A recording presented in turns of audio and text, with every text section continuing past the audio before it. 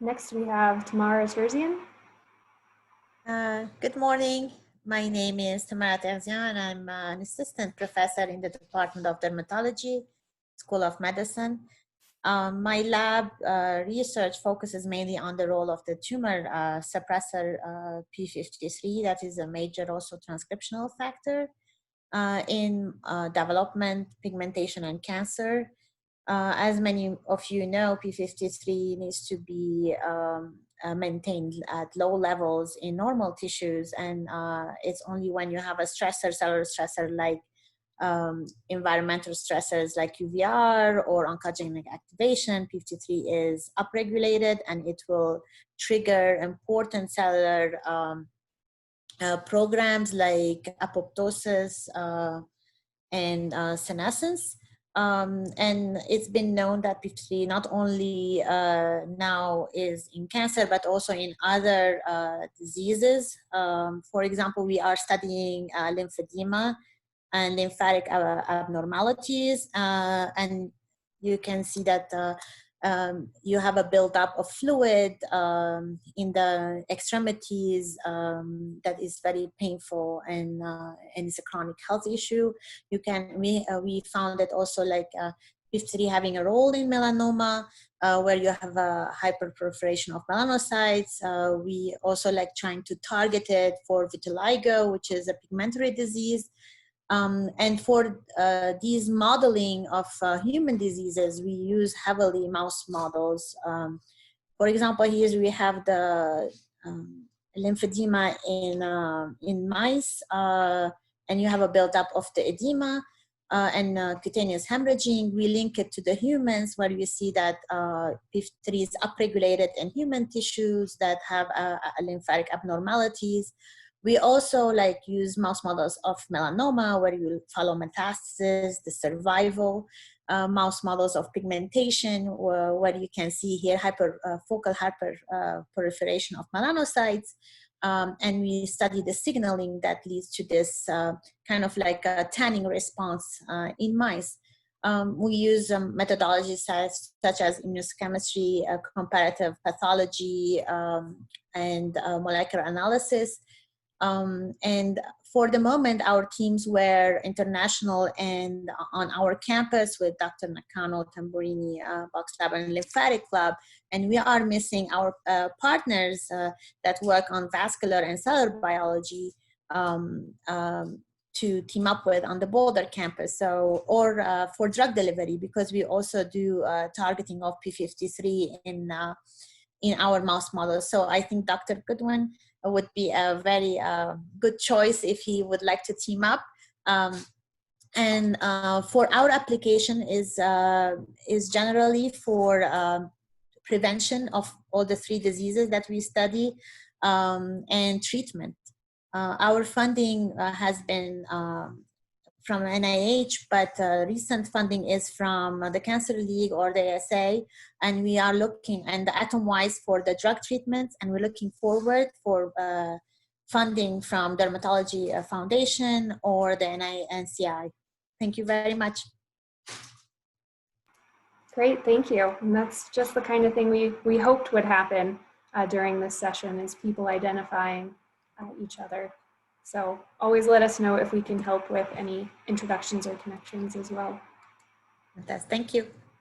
And next up we have Bob McCloud.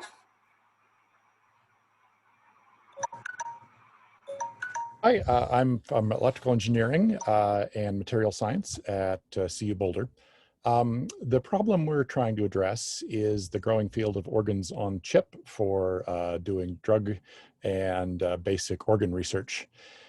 These currently are all fabricated in a clean room, and that turns out to work very well for the microfluidic side of these chips, the various valves, chambers, and sort of the plumbing that you need for microfluidics. Turns out it works pretty poorly on the organ or tissue side. And the main reason is the mechanical environments that you can fabricate with soft lithography and things like that in the clean room are just really not representative of the complex complex, soft, biofunctionalized scaffolds that we know so well from fields like regenerative medicine. So there's a mismatch that we know how in making bioimplants to print very relevant microenvironments for human cells, but we don't know how to put those together currently with the microfluidics to make this dream of organs on chip. So my group already works pretty deeply in the regenerative field with Virginia Ferguson, who's the mechanics and biomechanics expert, and Stephanie Bryant, who is the stem cell and regenerative medicine expert. This is an exploratory project. We're just getting started on this work. So we're looking for someone who's got an exciting application that might want to work with us.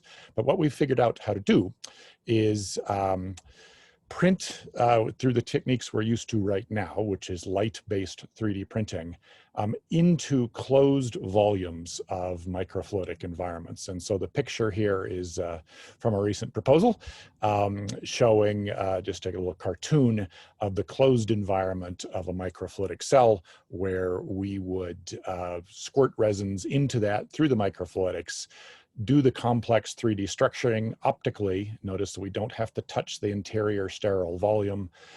We're using very small amounts of materials. Remainder would be squirted on out, and then you would repeat that process multiple times with cellular or acellular tissues, or resins. We're very good at printing degrading resins, soft hydrogels, functionalized hydrogels, usually acellular, but I think in this environment, we could apply a little bit what we know about printing cell-laden resins. So the high-level goal of this is to allow us to print many, many replicates in a way that would be fairly transparently easy to a biologist, sort of a CAD file approach, and have libraries then of human organs on chip. There's the obvious applications there are basic research into organ function. I'm pretty excited long-term about the idea of replacing animal testing and trying to use these as a library of human tissue types and organs, maybe long-term even systems to test against human cell types in appropriate environments.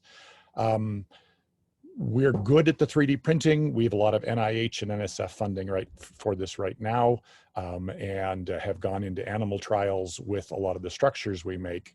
We have not yet done the printing in these chips. We have here at CU experts in the microfluidics. So really looking for someone who might have a good application for this, and would be willing to sort of do exploratory work on moving towards organs on chip. Thank you. Thanks very much. Next, we have Nick Jacobson. Hi there. I'm a clinical design researcher and computational designer in the CU Anschutz campus, working for InWorks Innovation Initiative. And I want you to imagine needing to receive a new heart valve. Currently, there exists the ability to undergo minimally invasive procedure from a catheter by a tiny incision near your groin. Recovery time is short with few complications, and on average, patients are back to work in about 2 days. However, the surgeon comes in to your room and informs you that you do not qualify for this minimally invasive procedure because there are no devices that are being made that fit your unique anatomy. And the only option is to undergo open heart surgery, which carries enormous risk and an extensive recovery time. Today, open heart surgery is the only option for 125,000 children and elders per year and growing. A personalized heart valve would allow for most, if not all of these patients to be eligible for minimally invasive surgery, improving the quality and extending the life of people all around the world. We are developing a solution consisting of a 3D printed patient-specific device for the pulmonary and aortic valve to address that need.